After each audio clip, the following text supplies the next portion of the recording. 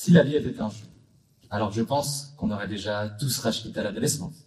Parce que soyons honnêtes, on commence avec un tutoriel incompréhensible. Merci l'école.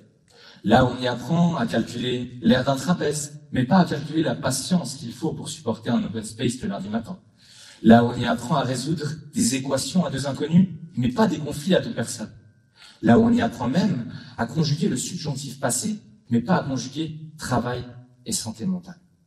De plus, dans ce fameux jeu, on passe notre temps à essayer de comprendre les règles. Mais au fond, personne ne les connaît vraiment. Il y a des adultes qui te disent « profite de ta jeunesse », pendant que dans ce temps-là, on me demandait déjà à 15 ans de savoir quel serait mon futur métier. Comme si j'étais censé savoir si je voulais devenir astrophysicien ou boulanger. Alors qu'à la base, je voulais juste faire comme papa, qui a malheureusement raté sa carrière à cause d'un ligament croisé. Et le déroulement du jeu. On commence en mode spectateur, puis on passe en mode élève, avec des épreuves comme réciter des capitales, puis savoir gérer un capital. Et tout ça, sans cause. Même dans les jeux de société, on peut ravir les règles. Dans la vraie vie, pas le droit à l'erreur. Une mauvaise réponse, et c'est redoublement.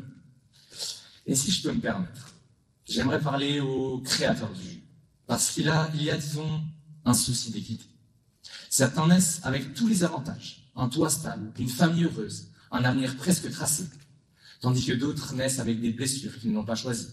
Une mère épuisée, un père absent, et une enfance qui ressemble plus à un terrain de jeu qu'un labyrinthe qu'à un terrain de jeu.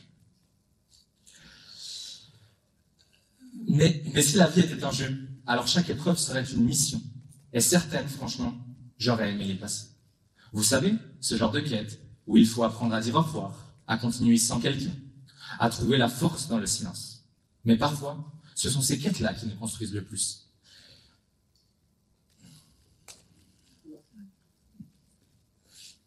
Quand tu perds, tu grandis. Quand tu tombes, tu apprends. Et c'est dans ces moments-là que tu débloques des compétences rares. Le courage, la foi en soi, et parfois même la résilience. Parfois, on ne gagne pas de points. On ne gagne rien du tout. Mais dans ce jeu-là, continuer à jouer, c'est déjà une victoire. Car oui, la vie est déjà un jeu, avec des niveaux, des trahisons, des alliances, des boss que l'on appelle patrons. Il y a même des mini-jeux quotidiens, comme trouver une place de parc à Yverdon un samedi matin, ou téléphoner à une administration sans tomber sur la liste d'attente pendant 20 minutes. Et sans oublier que tu auras beau t'acharner, tu te dis que tu auras tout fait, tu auras tout donné sur tes diplômes. Et c'est là que tu tombes sur Kelly, qui connaît le cousin du DRH.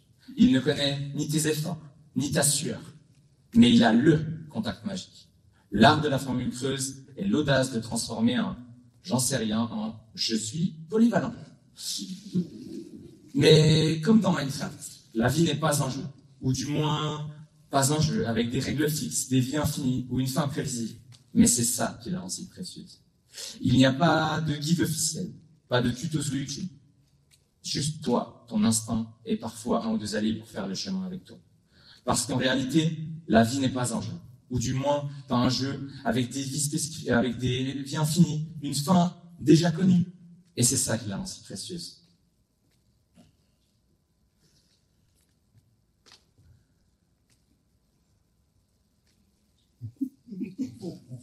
Fallait que ça arrive, hein.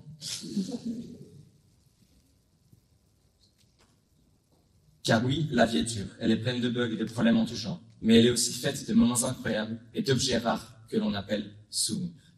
Et si tu te demandes quel est le but du jeu, peut-être qu'il n'y en a pas. Peut-être que le but c'est d'avancer, de tester, de rire, de perdre et d'aimer. Puis, lorsque j'ai fini mon texte, je me suis demandé si cette vie-là que nous vivons, vous et moi, cher public, sur cette scène, était un vrai jeu. Et j'en ai conclu que même si j'avais aimé changer 2-3 lignes de code afin d'abolir les guerres, les discriminations et bien d'autres choses encore, cette vie-là, je n'y mettrai pas sur pause. Je mettrai le son à fond et je continuerai de jouer. Merci à tous.